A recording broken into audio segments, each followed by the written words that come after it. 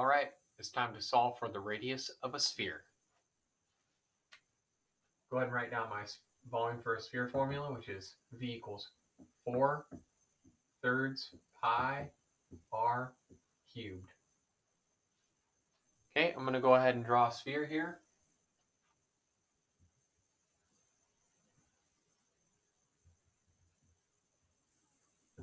R is what's missing, but I do know the volume. It's going to be 75 pi inches cubed. Okay, there's a reason why I'm going over this one that's like 75 pi as a volume, kind of weird. It just means when it was calculated, when they were trying to find out the volume of it, pi was never times by the numbers, just so that it would never become a crazy decimal. So this is the pi and the 75 just haven't been multiplied yet. They're just next to each other. And sometimes it's written like that in math, where the pi does not get multiplied in. All right, so let's plug in what we have to the formula. There's only one variable, the radius in a sphere. So we'll just plug in the volume into the volume spot. So that's 75 pi equals 4/3 pi r cubed. Okay, I'm solving for r. The first thing that I'm going to take care of is this 4/3. Okay, it's multiplying. This fraction is multiplying by this stuff over here. So if you know how to get rid of a fraction or you forgot, it's something called using the reciprocal. I'm going to times both sides to get rid of it by the flip of that fraction. I'm going to times it by 3/4. So I'm going to divide this side by 3/4. What does that do? Well, that's a times 4 and that's a divide 4, so these cancel. That's a times 3 and that's a divide 3, and these would cancel, so it makes it perfectly cancel out. So on this right side, I'll just have pi and r cubed.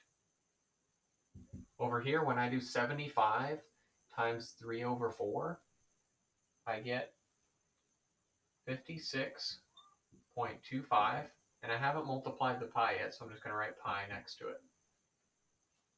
All I did was the 3/4 times 75, and that got me to this decimal, 56.25.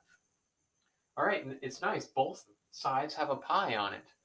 So if I divide this side by pi to get the r by itself, I have to divide this side by pi, and pi cancels, and pi cancels. So it's like nothing happens. Really nice.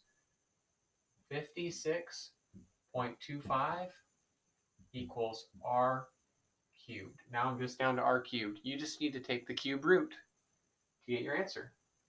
So taking the cube root,